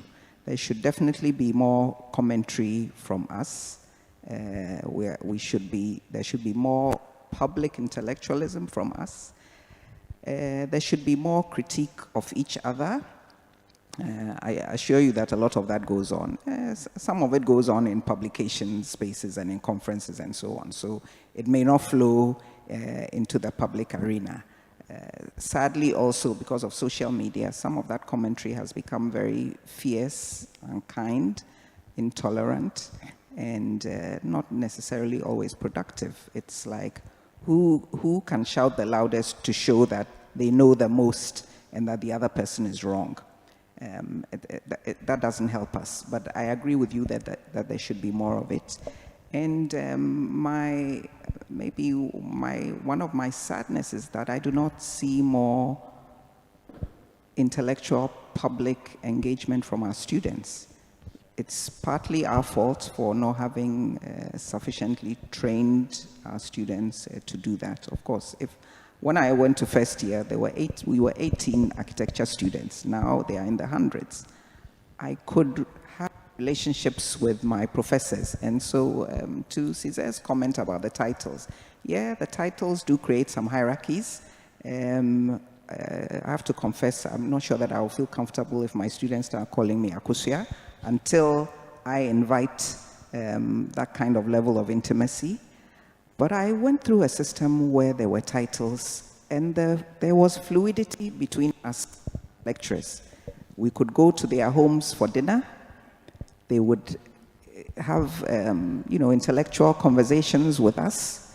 And this was a function of the kind of space that we were having. It was a historical moment. So we need to do more of that, but our students also need to engage with that. One example, when I was on University of Ghana Council, was a moment when there was a proposal to have Commonwealth Hall become a co-ed and graduate. Of course, the resistance from Commonwealth Hall was fierce. I was sitting in my office at the Institute of African Studies. I may have been director then, I cannot remember. I think I was, because I had a nice big office. A student came in, a student from Commonwealth Hall. He wanted to engage with me on the subject. So we sat and talked about it. I told him why I thought that it would be a good idea to have a co-educational hall with graduate students predominantly. He told me the reasons why he disagreed with me. I was not convinced by his arguments. But I'm making this example to show that this was not my student. I didn't know him from Eve. He came from his hall, walked to the Institute of African Studies, decided that he could have a conversation with me. And we had not had any prior engagement. This was not in the era of social media for him to even think, oh, I've seen Prof on TV, maybe she's a nice lady, whatever. He didn't have any idea of who I was. But somehow he decided that he should come and talk to me. There should be more of such. I'm throwing the ball back also. There should be more of such efforts from students to also engage. Look, students are exhausted. Believe you me, faculty, we are also very exhausted. We are exhausted. We don't have a break. From morning to night, grading, writing new courses, you have to publish, you do research grants and so on. And the younger faculty are stretched. Go and have a conversation with your lecturer about something. I want to, that the other thing that you, of course, if you have a lecturer who is as disrespectful as the one described in political science, I don't think you want to waste your time. You're probably not going anywhere with it. But there are lecturers that you can engage with. And finally, to speak to that issue of calling out, naming and shaming, we have an ombudsman system in the University of Ghana. I'm sure many of the students do not know. This is not a perfect system, but this is a system that is external to the existing mechanisms. So I have been graded. I think I've been unfairly graded. I have asked for a remark. I was not happy. I have been able to catalog some evidence to show I've been unfairly treated. Take it to the ombudsman and ask, how do we call it? The appeals system. It is for staff, it is for faculty, it is for students. You have to test it. Not everybody, I know people who have used it successfully, faculty, I know faculty who have used it unsuccessfully. Unsuccessfully in the sense that they didn't get the results that they had hoped for. But we have to test these systems. We have to put our money where our mouth is. To borrow a cliche, be the change you want to see. Always waiting for somebody else to do, of course, some of us have more power. And so therefore we have less to lose by opening our mouths, and we should. But if you do not learn to speak up when you are 18, 20, 22, 24 in this hierarchical Ghana, believe me, you are not going to start doing it when you're 45. You will not. Anybody who is an advocate, an activist, has been doing it from an early age. So this is my challenge to all of us, that the corner you are in, where you can do, find, of course, some things are difficult. Find people who will be your advocates. Be savvy about it. Find somebody to be your advocate. After all, in our traditional system, when there's something in the family, you go and look for a trusted uncle to go and speak to the Obusuapeni on your behalf, right? You don't necessarily go yourself. The person you are taking, you know that the Obusuapeni will listen to him or her. You have a conversation with that person and you strategize before you go, and it works. Thank you. Great. Thank you very much. I think we should throw it back to them. We are here because of you. This is the academic freedom we're talking about. And Abdul Karim, is that the name again? Yeah. These are the kind of spaces we organize also, because they are listening. Everybody is listening. The people on this campus are listening. Those outside are listening. We're having this kind of engagement. It's important. Our universities, because of the workload, perhaps are having less and less of this, which is why I'm so happy to see many of you. And so this is a kind of space also that contributes to what you're saying. Any other person? Any comment? Yes, please. Yes. Good evening. Introduce yourself. My name is Edem Damanka. I completed about 10 years ago to 11 years ago for my undergrad. I came back to do my MPhil. And I'm happy we're having this conversation, especially on academic freedom and African university contemporary issues. I know we in the University of Ghana, and this is my alma mater, so I'm proud. And I think the values, when we were here, and we hear it in our anthem, proceeding truth and integrity, had been what is supposed to govern the culture in which we are raised.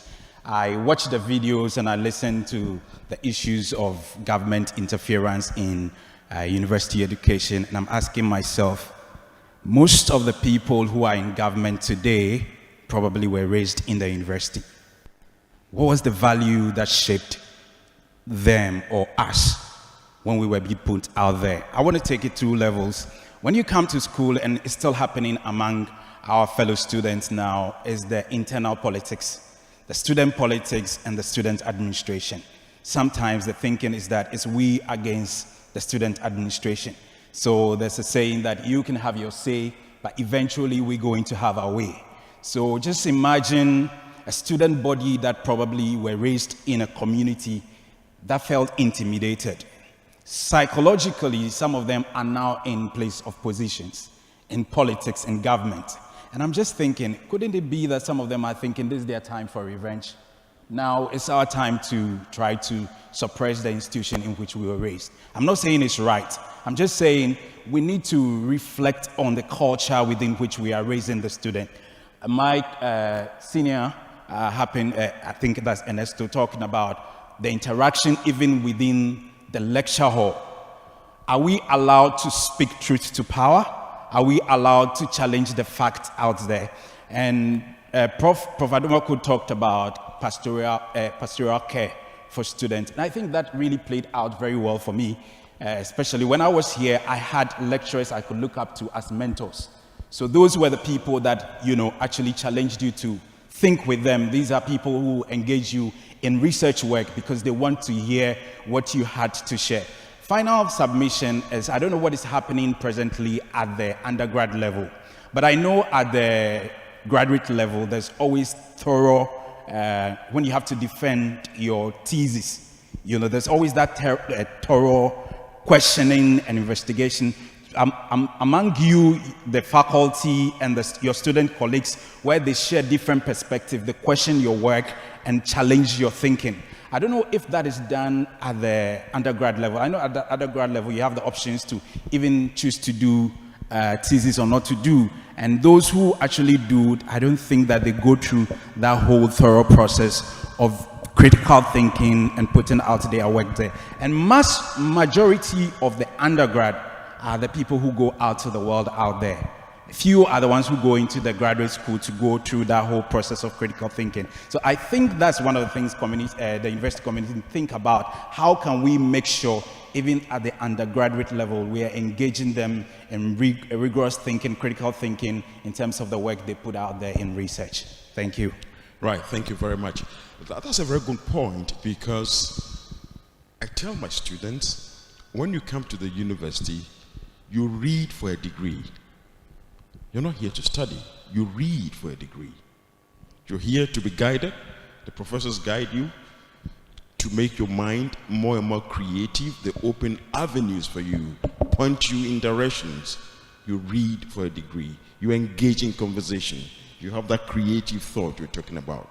And that can only happen when we continually review our courses. We are supposed to be doing that, review our courses, have the conversation in our departments about what to include, the changes we need to make to meet the times, the changes that are taking place in the world, in conversation with our own societies, our cultures, etc. Because as we heard, culture is not static. So yes, those processes are in place. The question is how well we use them. So thank you for that reminder. Given the fact that we have not had a break, we were going to close at 8 o'clock. Let me, in conversation with you, say we will close in the next 10 minutes, right? So, any point? Any question? 2 of them, introduce yourselves, and we can wrap up. You have to direct me here, because it will be difficult to choose who should speak, but yeah, I'm here with someone. Thank you. Thank you very much. My name is Samuel Kabute. I am a national service personnel at psychology department. I did my undergraduate here in BSc psychology.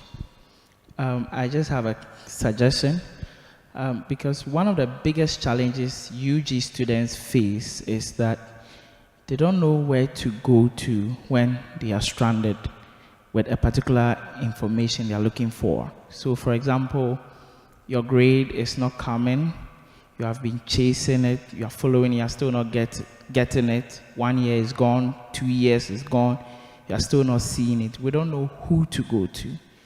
You have a supervisor, for example, and the supervisor is unresponsive. You don't know who to go to. You know, you have a resit, you don't know whether you'll be able to graduate or not. You don't know who to ask. So I just want to suggest that the university should have, if it's like an information hub where anything bothering the student, whatever it is, they can just call, place the complaint or place the inquiry, and they'll be given the right information as to who to go to for what information, who to go to make any complaint and issues around that. Thank you. Well, that's a good Moderator, point. can I throw a challenge to that student? Good, yes. The young man who just spoke, I'm throwing a challenge to you. Can you develop a list of frequently asked questions for students? I promise to see what I can do with it and put it somewhere that people can go to and click and get the answers to some of these commonly asked questions. Would that be a start? Okay. How about our orientation? When students come, they're supposed to have an orientation. Imagine somebody coming for the first time, level 100. Walking around this campus itself can be confusing. By the way, we have one of the best campuses in the world, right? It's a beautiful university. And there are many students here who do not discover it by the time they are graduating. All these beautiful places. So there is supposed to be an orientation. Do you attend that? Your department, every student has somebody who is in charge of his or her level as an advisor. Do you speak to such a person? Right. The final point. Okay, thank you so much for that orientation. I feel very privileged to have been here. I'm a graduate student from the Institute of African Studies, and having both my undergrad lecturer, Dr. Bernard, and also my professor, Professor Adoma Kwampofo here, I feel this is a very great opportunity for us to interact. So growing up as a child, when I wanted to say something, there was nothing that could stop me, unless I didn't want to say it. And it didn't matter who it had to be said to, I would just say it. But having an undergrad here, I remember in undergrad I had an issue with my grades. And me with anger, so angry, I just entered into a lecturer's office and I had to tell her what I had to tell her. Right. What am I saying? Mami touched on something that I think she carried what people in undergrad or people in the classrooms are going through, and I think we could relate with her. Professor Domak also spoke about pastoral care and all that. What am I saying? As a student, yes, we have the freedom of speaking, this is academic freedom and all that. But if you think you have any issue with any lecturer, Professor Adomako gave an example of a student who just walked into her office and had an interaction with her. Why don't you go there and sit and have an interaction rather than thinking that you have the power of speech so you could speak anyway and anyhow? That is what I'm saying. As a student, you may have an issue. Prof also raised an issue about orientations. Is there an academic advisor? Is there someone you think you can talk to? Is there any lecturer you think is not boisterous or proud or will not listen to students' issues? Identify that person and go to that person. You don't really need to go to the vice chancellor or write a long essay or write a long letter. just identify people who you think when you speak, they will listen to you, and I'm sure your issues will be addressed. Thank you very much. Thank you so much. I'd like to thank you for coming here. I'd like to thank you for being panelists. I'd like to thank the Institute of African Studies for initiating this conversation. I have a sense that in this room, we are engaging with one another on these critical issues that border on our being here to create ideas in an institution that governs the lives of many, many, many people. The point is never to give up.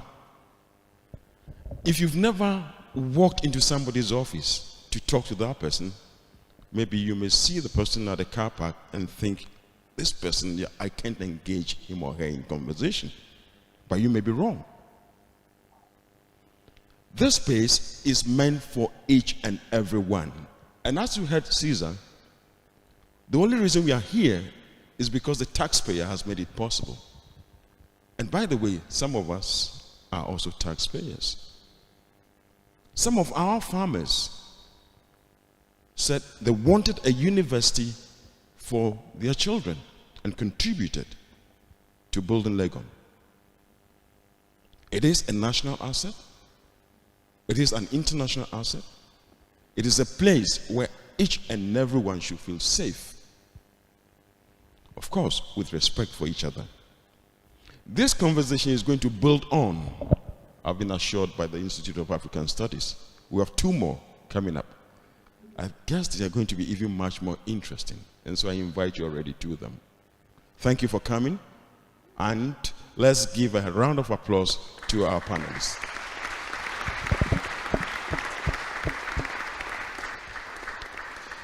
May I now invite the MC to close the occasion. Thank you very much.